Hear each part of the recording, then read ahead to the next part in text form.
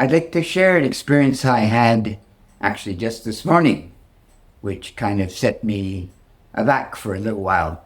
I arrived at school and one of the young secretaries came up to me and I could see in her eyes that she was distressed, right? Pardon me. So I asked her, "What's wrong?" And she said, "I can't tell you right now."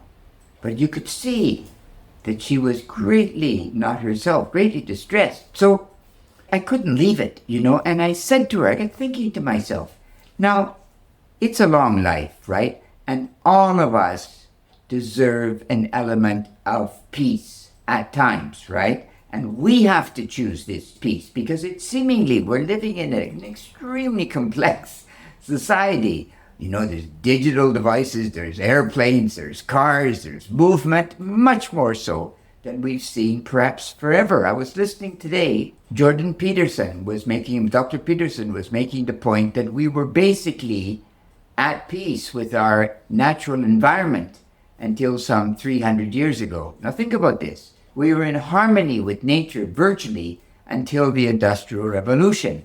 And then we began to follow the edict from the Old Testament, from Genesis, that we are going to dominate the earth, basically, in one interpretation. And we've done so. We're on our way to destroying our natural environment.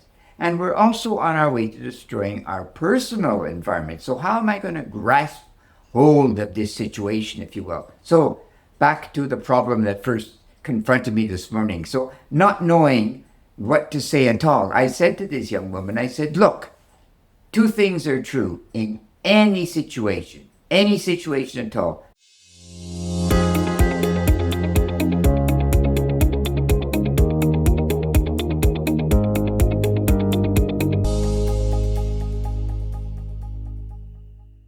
The first one is that it is probably not as bad as you truly think. Probably not. The second thing, whatever it is, it will be corrected with time.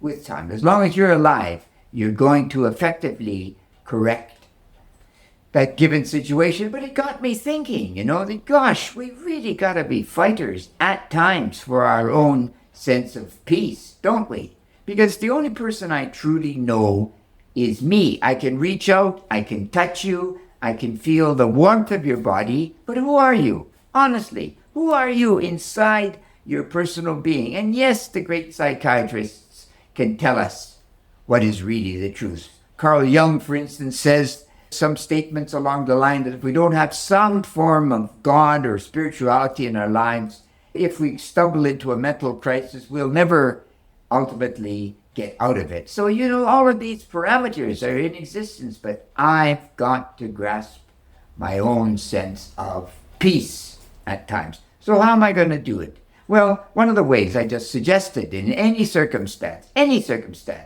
it's not as bad as you probably think it is. And secondly, time will correct all. And then in other circumstances, I'm really stressed, really frustrated. What am I going to do? Well, I went to a yoga conference, of all things, about 5 years ago in Coimbatore in southern India. And the guru there said, look, when you wake up in the morning, you can decide whether it's going to be a good day or a bad day, barring any circumstance. And many great intellectuals and writers have said something similar, that I'm in control of this moment, this now, if you will, whatever the external circumstances. So he suggested that when I'm really stressed, find a bit of grass, take your shoes and socks off and put your feet right on the grass and walk. Take a walk. 1 minute, 2 minutes, 5 minutes, whatever you can spare. And somehow that will bond you with nature and you will feel calmer. And then, of course, if you're not too well dressed, if you're wearing perhaps some leisure attire, you can also roll over on the grass and stare down at the bugs, the ants, all the centipedes, whatever's crawling along. And somehow it'll put you in harmony with nature.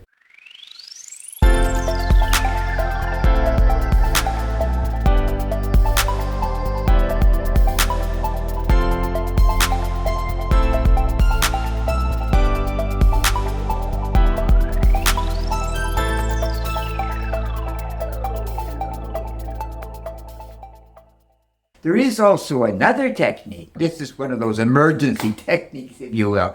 One of those techniques is called the 4x4. If your heart is just thumping away, my God, I can't control it, got to give a major speech, breathe in. And as you do, count 4.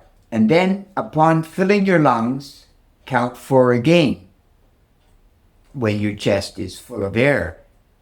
And then breathe out, counting once again 4, rest 4, 4, and do it again 4 times. So the 4 times 4, or 3 more times. 4 times 4, right?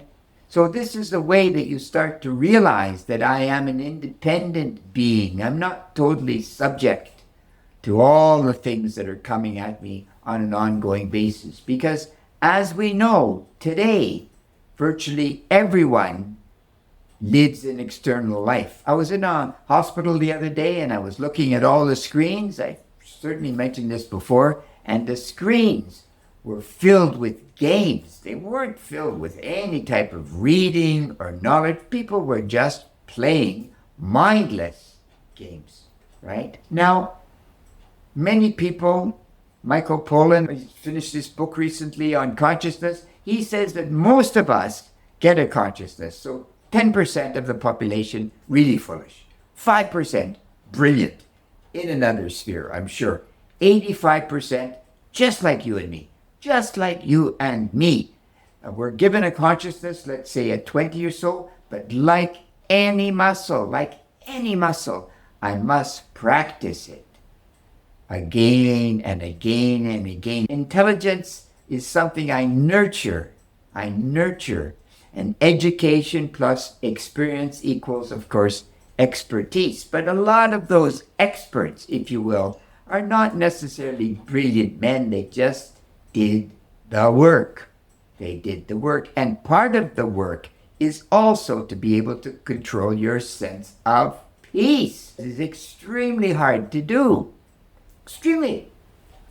We've got this monkey brain running around inside of us all the time, filling us with thoughts. One of our classes today was about morality, moral action, immoral action, how we constantly compete with these two actions in our brain, depending on the circumstance, right? So in the end, I think if I begin to say to myself, wait a moment, just wait a moment. Leon is in control of Leon here.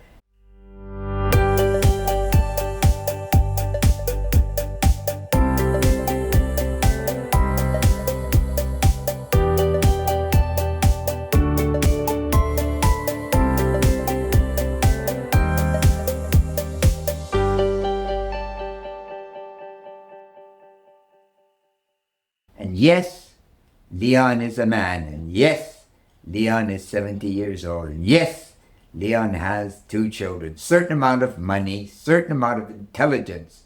But everything else is possible. Given I have consciousness, my consciousness extends on in this reality. So I don't have to suffer, gosh.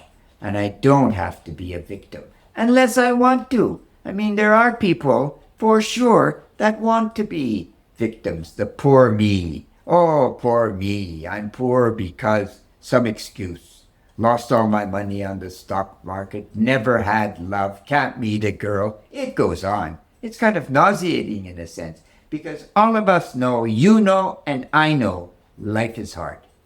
Anyone that tells us that life is easy is a fool, basically, right? Life is hard.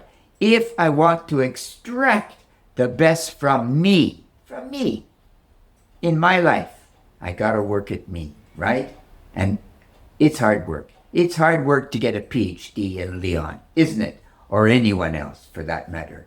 Very truthful. But along the way, in searching this great goal of the ultimate development of me, I must give myself those moments of peace to rethink, regroup, and rest. For sure. Because, as we know, it's a wonderful life, but I have to make it so, don't I? And you know what they say, You know what they say. Critical thinking is everything, especially if I'm going to find those moments of peace in my life, which I deserve, by the way. And critical thinking is great, truly great. You take care. God bless. Bye-bye.